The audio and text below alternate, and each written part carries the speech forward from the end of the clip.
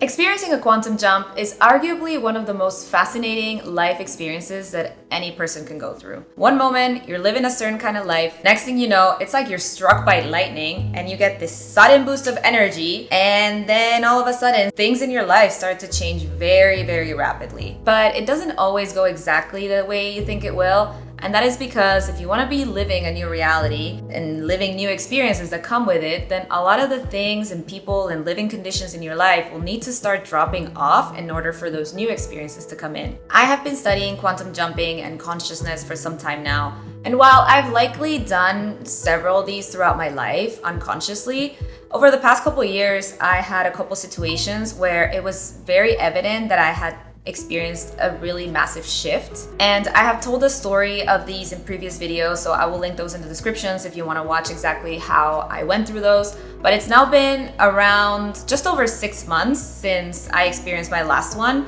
So I want to give an update about what I've been experiencing and really all the signs that made me see that, yeah, I was living in a different reality. So in this video, I'm going to be sharing some of those things and experiences that really served as evidence for me. And then some of the things that I gained and some of the things and people that I lost, because all these things and people really belong to an older version of me. If you're curious about quantum jumping, or maybe you're going through a big life transition right now, stay till the end of the video because I'm gonna get very raw and very real about what this experience has been like for me.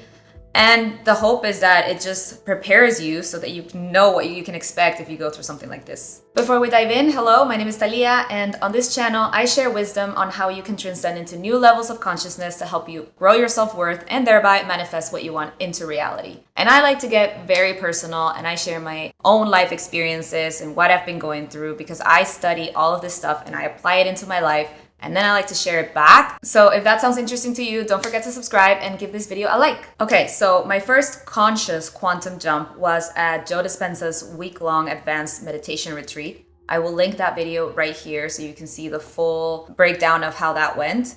But basically, I was sitting in meditation and I had a massive breakthrough where I saw a light. And from that point on, I started getting visions. I started feeling energy in my body like I had never felt it before. I actually felt the energy as an electromagnetic field, as Joe Dispenza describes it, where I would feel the energy kind of going inwards. I would feel the current just going inwards, and then there would be a pause, and then it would go outwards. So from this meditation onwards, I started feeling a lot of really physical sensations. And then emotionally, my heart felt really, really open. I felt a lot of love, a lot of forgiveness for people who hurt me in the past. I just felt very light and very optimistic about life. And one of the things that really served as evidence for me was that when I came home after the retreat, at that time I was taking Adderall daily. And at this point I would take it and I wouldn't feel it, because this is my interpretation of it, is that the quantum jump really aligned my body, my chakras, my energy centers. So once you're aligned, you don't need anything external to give you anything that you're looking for, that sense of fulfillment, or in the case of Adderall, I was taking it for focus and for motivation to do anything, because I was very motivated at work and with my life in general. And after coming back, it's like I couldn't feel the Adderall, and then I didn't need anything external. I had so much energy. One of the things I did as well, I went to the gym and I had never done a pull-up before, and I was like, I feel so much energy and so much willpower to do anything that I want that I'm gonna go ahead and do a pull-up. And I actually did not just one pull-up, I did 2. It was so crazy to me to be able to do that. And then a few other kind of mystical things would keep happening after the retreat, like a couple times while I would meditate, I would hear voices very clearly, like actual words. So I guess just my body was just very connected with the divine, so I was just more open to receiving information. But grounding this back to the 3D, really shortly after that, I started to post on social media and talk openly about mental health, which is not really something I had done in the past. So I would say that probably I started getting the courage to start doing the things that my heart was really telling me to do. Fast forward 1 year later, I had a similar experience, but it wasn't during meditation. It was actually just in a regular day when I felt myself getting triggered over something. It had to do with this relationship that I was in at the time, which wasn't really a relationship, it was a situationship. And obviously, as I say, I'm always doing a lot of therapy, reading a lot about spirituality, learning about consciousness. And I noticed a trigger coming up and I caught it. I observed it and I responded differently. I responded from a place of love.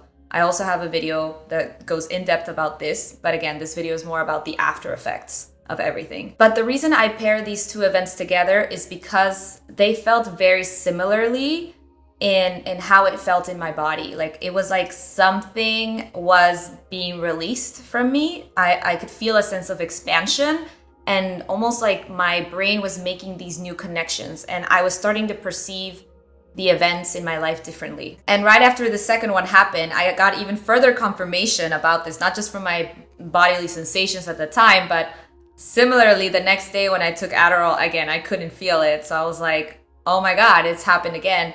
I didn't feel as like enlightened as I felt after the Joe Dispenza retreat, because I think obviously at the retreat, I was meditating with 1,000 people at the same time.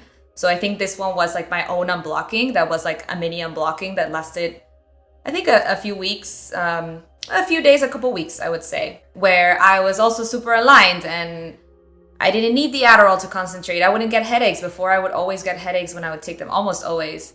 So I would have to take Advil. So now I didn't even need to take it. And so back to the situationship. So this was an ex from many years ago, and we had just seen each other a couple times at this point.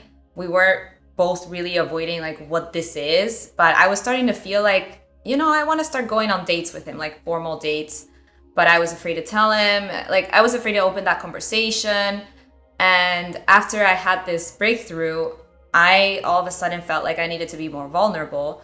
So we had a conversation and we decided to kind of work through things because he had also had a moment where he panicked. The point is that without me asking, the next time I saw him, he planned a date. He took me to a really fancy place and he paid for everything, and he hadn't really been treating me like that in the weeks prior. And I was like really surprised. I was like, wait, where did that come from? And then a couple weeks later, again, he took me to a really nice place with all of his friends, and it was like a super fancy experience, which I don't know, I would always think like I want to be taken out like really fancy, but sometimes I feel bad almost like to have them pay for me, and that's something I need to work on, obviously, because I need to be open to receiving more. But then even though things got better with him, he was still very standoffish. Like still, he wasn't ready to define anything. It had been a few weeks. So it's like after I had this awakening,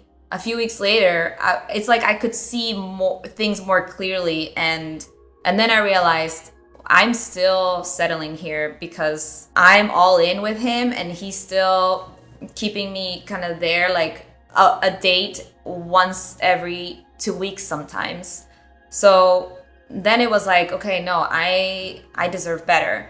I need to end this relationship. And I was also having this podcast I had started with a friend, and I also realized it was the same relationship with her, where I was giving everything and she wasn't doing even the bare minimum. It was the same relationship. So it was like, now I can see more expansively, and it's like I felt empowered to make decisions that were more loving to myself rather than feeling small and settling for breadcrumbs. And you might be like, oh, but he was taking you out to nice places and all that. And I'm like, yeah, sure. But sometimes he wouldn't text me for 3 days. And then I would have to be asking like, what's up? Like, hello, are you there? Like, that's not really the kind of treatment that you want. We deserve so much better. We want somebody that is always there, that is consistent, that wants to be there for you no matter what.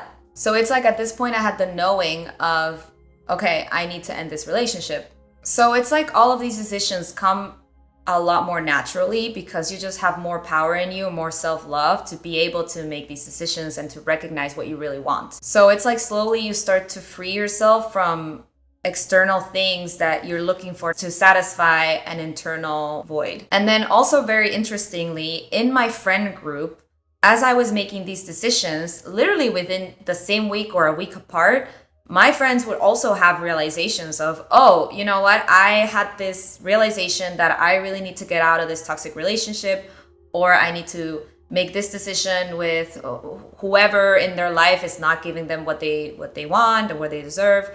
And it was like literally every single one of them was kind of waking up. And I was like, how is this all happening at the same time? And if you've read about this stuff, it's that when you shift into a different reality or a different lifeline, the people around you need to up level too. Otherwise they wouldn't be in your life either. But not everybody up levels. Only the ones that are ready for it, that have the consciousness necessary, up level. And the ones that don't start to drop off.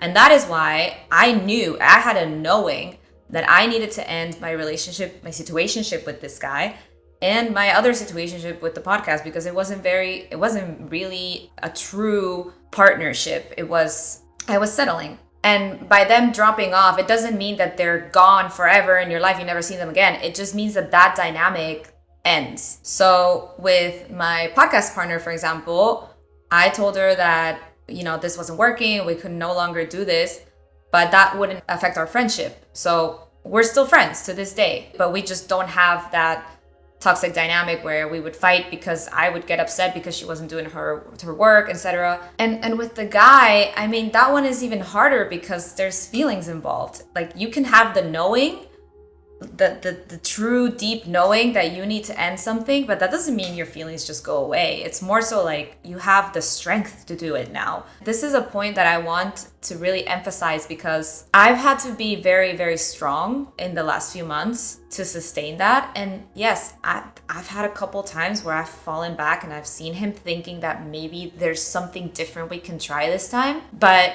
it's almost like immediately I know that that's not what I want. It's like I fall for a day and I see him and then we try to work things out. And then as soon as I ask something from him, it's like, hey, the last time it was like, hey, maybe we can, okay, if you don't want a relationship right away, maybe we can at least agree to a bit more consistency to see each other at least once a week. And he can't commit to even that.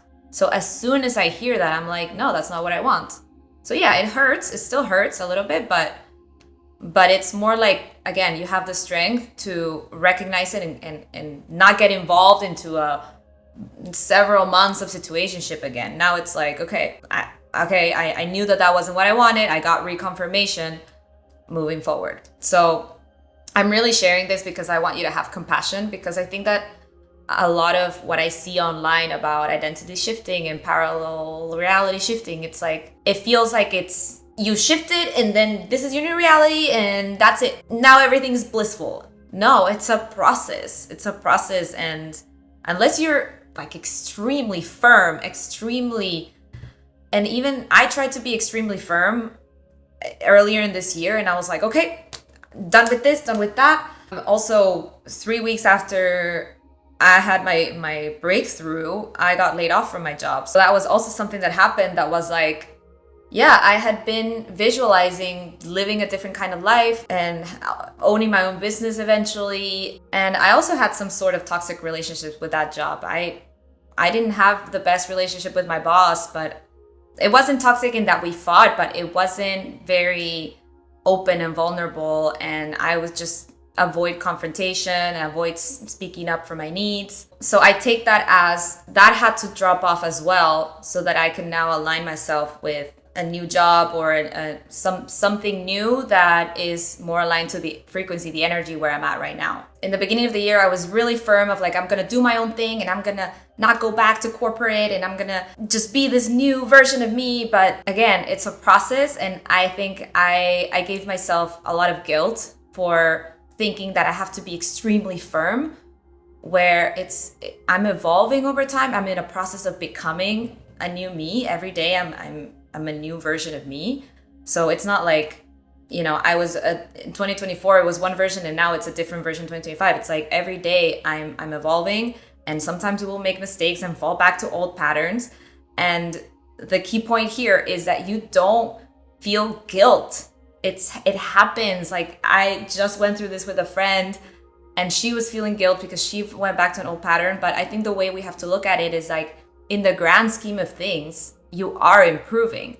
Just because you have a mini setback doesn't mean you lost all the progress. Like, it's like 2 steps forward, one step backwards, but then over time you're still growing. And something that is even further evidence of how things change and how you're evolving and actually getting stronger is that those couple times where I fell back and I saw my ex again, and I tried to possibly do something different with him, when I would realize that it was still like nothing had changed and I couldn't be just trying to flex and like mold myself to fit to suit his needs, then it would hurt, but I would get over it pretty quickly. It wasn't like before where it would really affect me so much and I would take it as rejection. It no longer feels like rejection.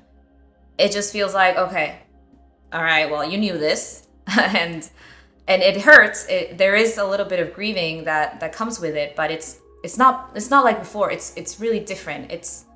You're in a more empowered place to embrace that situation better. So now I'm also learning to embrace my feelings and not run away from them. So just remember to have compassion for your process. If you go through a quantum jump, which again, you don't have to have this massive breakthrough like the one I had, or maybe like the ones you've heard of it. This is an ongoing process. You can make a choice of right now of who you want to be, how you want to act, and then continue to make those intentional choices. But if you do go through that quantum jump and you feel this massive energy, you might feel like you're going to stay like that. And this is the thing where both times that this happened, because I was feeling so like energized and so happy, I actually thought that that's how it would stay. But no, it's a constant work, and once you unblock something, other things start to come up, and so now you have to deal with these other things. And that is, I think it's always going to be like that, and we get more resilient, and you get more powerful in the process. So my final message to you is keep choosing you above all, and make choices in your life from a place of self-love, and treat others from a place of love, because the energy you put out is the energy you're giving to yourself. And take your time. You don't have to figure out everything right now. And I mean, I'm the first one to want everything to be done yesterday, but I'm learning, and that's where compassion comes in. I'm still figuring out what work will be like for me, but I am in different processes, and I'm being exposed to opportunities that I wouldn't have considered before, because before I was just closed off. But now I'm open. I'm open to new opportunities. I'm seeing new opportunities come in. I'm seeing new people come into my life that are a lot more aligned to where I'm at this point in my life. And I have a lot less tolerance for bullshit. So yeah, I sometimes fall back into old patterns, but I quickly realize it and I catch it and I'm like, okay, moving forward. That was a little mistake, but I don't guilt myself up for it. You know what I mean? So that's all for today. Thank you so much for watching. I will link the video where I talk about my quantum jump from a few months ago, so you can go know exactly how I went through that. And if you have any questions, feel free to leave them in the comments, and I will see you next week for another video. Thank you so much.